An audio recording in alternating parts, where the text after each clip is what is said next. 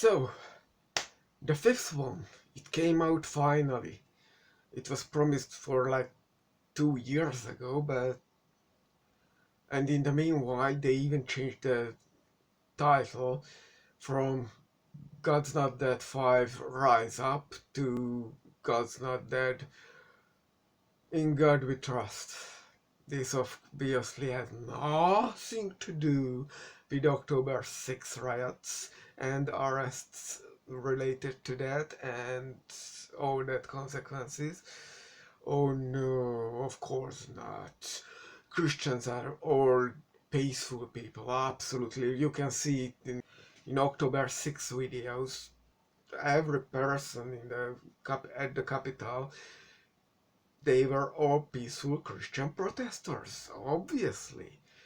That's why this movie promotes Christian nationalism, because all those people at October 6 were peaceful, ever-loving Christians, and that's how everyone should behave. And the real scary thing that freaks me out, genuinely freaks me out in this movie, is that the production value is through the roof. I don't know what happened. How did they get the money, or how did they get the competent staff? Lighting, photography, cinematography, even directing. That's why I want to give it a 1 out of 10, like, Avatar, but I just can't, because the crew was that competent.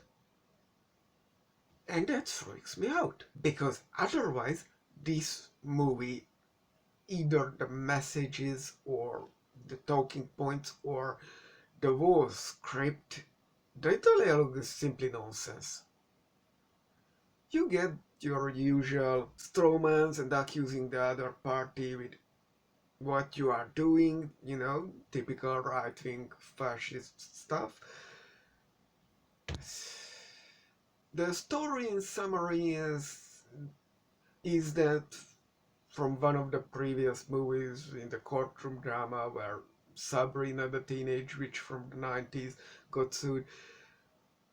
That was a lawyer or a senator, let's say senator, I'm not even looking it up, comes back and he's one of the candidates for, I assumed, President of the United States, and because the other party's candidate, dies,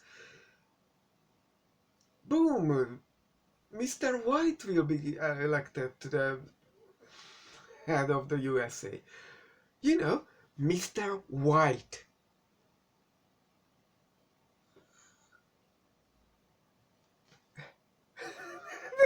What From the previous movies, Asian dude is the only one who is returning, so we are even moving from a Christian community feeling to this full nationwide political landscape. That's not what God's Not Dead movies were about. And there is pretty much nothing even happening during the whole movie. I went through it. I was not paying too much attention, but I did went through it. And the only talking point is the actual event in the movie, what is happening, is that the evil atheist guy, who is, for real world association, should be Genocide Joe, who is like 86 now, and Trump will be older when he's out. And that's the crazy point. How did the Trump analog die so a pastor can be elected? Just you feel that they are accusing the other party. The roles are switched, but somehow those who want to oppress you are somehow the good guys. That's anyway. So Mr. Senator is forging some documents and sending to Mr. Pastor's office, and somebody is leaking it out. I wrote back and forth a couple of times. I never figured out who is leaking the information to the public. Anyway, it was a setup, and the campaign is supposed to go down, but obviously does not. And that's the other thing. Here, finally, Mr. Pastor wins. In every other God's Not Dead movie, except for the first one maybe, the Christians lost. As they should. Because the cases are stupid. They can't happen in real life. But here, there cannot be a God's Not Dead 6, because Mr. Pastor is the elected president of the United States, despite that being absolutely unconstitutional. His program is unconstitutional. They try to come up with, it's all about the Constitution. At the beginning, there is a clip show, some beginning narration, and at the end of it, but our founding fathers and Constitution. Yes, you know what the founding fathers said? This country, the United States, is in no sense built upon the Christian religion. So fuck you! Christian nationalism is illegal according to the founding fathers' own words and the Constitution.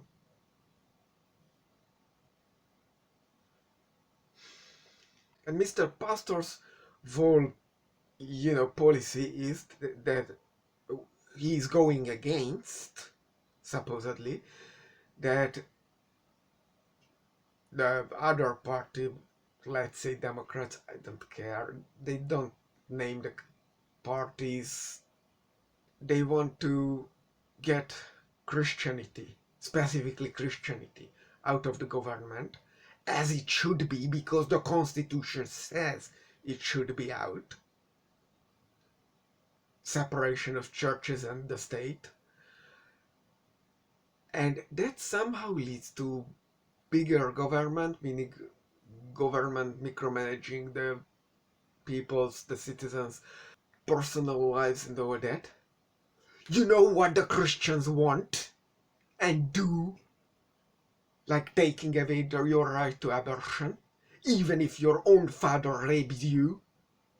That's really happening. That's the consequences. And that's why, if you look back at all the news, the Republicans always send in suggestions of laws where marriage is without age limit. Because in the Bible, you know what is their faith, what is their policy, is a story about Dinah at the Holocaust of Shechem, which teaches you that you never negotiate with Jews or Bible God believers, more specifically, so like Christians, because they will fuck you up and kill you, and kill your family, and kill your livestock, and just Holocaust your whole country, like Adolf Hitler, who was a true Christian. That's what they want. Trump literally told he has Mein Kampf at his bed, and he's reading it. He's reading it before going sleep. Trump is literally Adolf Hitler number 2. Well, maybe number 3, because, we have Netanyahu in Israel. 1.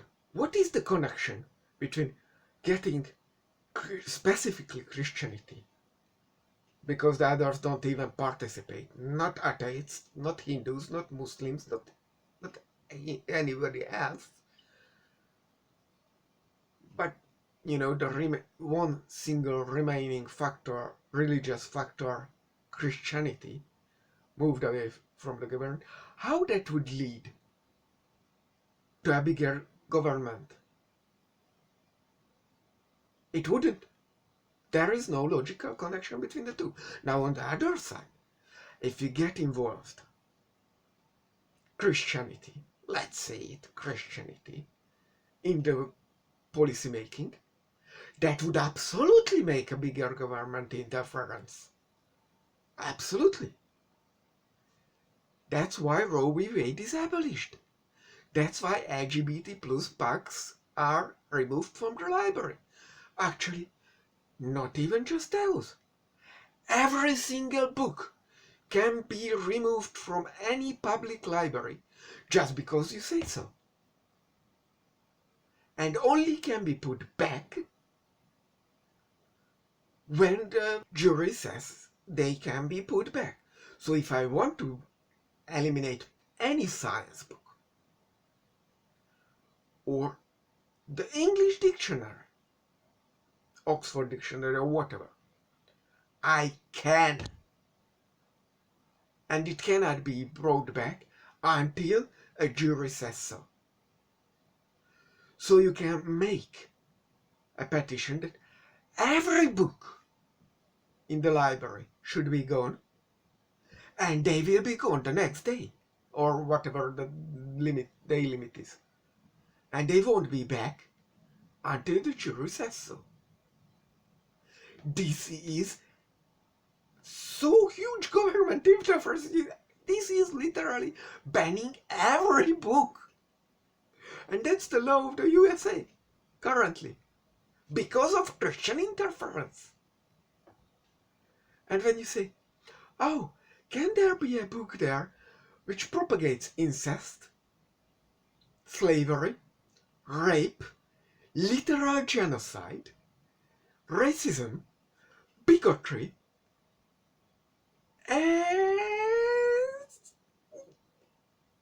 and they say, no, except if it is the Bible. How? Where is the equality before the law? There isn't, because this is Christian nationalism. There is no law anymore. There is no democracy. Only Christian dictatorship, Christian theocracy. And yeah, look at just the start. You get that flimsy little bureaus. What it says is good. Moon landing as an achievement. I wouldn't even bring it up, but I want to go over the footage. And Christian fundamentalism says there is no moon, so moon landing couldn't happen. There is not even space, just water outside the firmament, which is a solid dome over the flat earth, because the Bible is a flat earther document. And don't even start me that, what the people, the ancient Egyptian figured out, and Greeks, that the earth is a globe. As they did. The ancient Hebrews didn't. Not even the people under the Roman government, ancient Roman government. And I mean the emperor stage. The New Testament, I mean covenant, with Jesus and all that crap, is a flat earther document. Like Jesus is brought to a high place to be able to see the whole of the earth, all the kingdoms and all that. That's impossible on a globe. So even around the beginning of the current era, Christians were flat earthers, even though the rest of the civilized world tended to be globe earthers. So, okay, moon landing. Then they show us Martin Luther King, who they suggest were killed by the evil materialist satanic atheists. But they weren't. What did Martin Luther King do? Advocating for a religious reform within the church.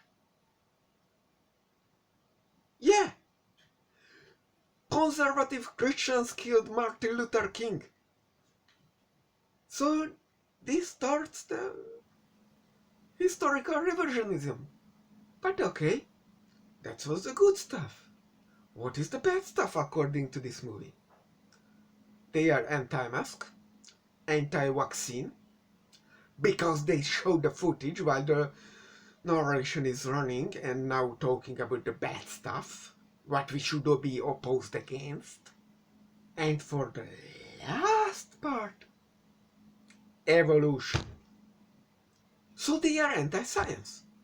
Christianity is anti-science. And you know what science is? Science is what we observe in nature and make it work for ourselves. Science is literally everything that works, demonstrably. And you want to get it out of the classrooms. Instead you want theology and such bullcrap that if you eat lobsters or seashell, you go to hell.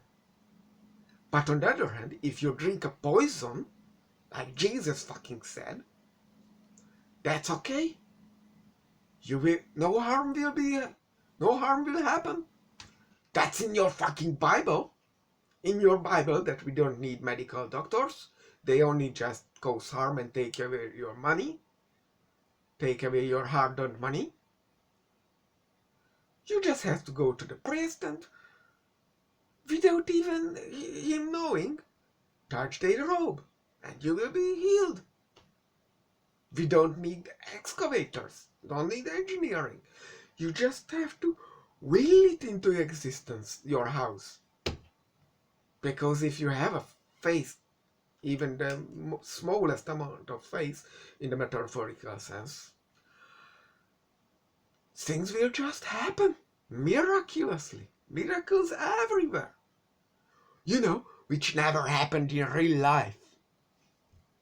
Mr. Pastor wins, Christian nationalism is introduced, and mass deportation starts. First the atheists, then the Jews, the Muslims, the Hindus. Like you show the list of people in the roll of B-roll footage, they will start to find a solution. And if they can deport it, they do what Israel currently does in Gaza. Just kill the bastards. Gas chamber them. And that is God not dead. And you know, I really wish to see the original script. Where it said, oh, October 6th failed. How about make a fucking civil war now? Because this movie was supposed to be that. Calling for new riots. Calling for a literal civil war. Because the Christian nationalism lost at October 6th. And now they only won because Genocide Joe is also a Christian nationalist. Yeah. Democrats are now the Republicans, and the Republicans are now the fascists. They are the literal Nazi party. There is no left-wing party. There is no party left-wing person can vote. No such thing remained in the USA. There is only two churches masquerading as parties running for election. Democracy lost. Why? Because you, the people, when Reagan, I think, introduced the "In God We Trust" motto, you let them transform your country into a Christian theocracy. Yes, since then, all of you are violating the US Constitution. Oh, and before I forget, if you want a detailed of the happenings of this movie, I suggest to visit a Dead Domains channel. That person gives the whole shebang. I was really into this community aspect, how the Christians work through their lives, through these events they are supposedly oppressed by, but it's just too much.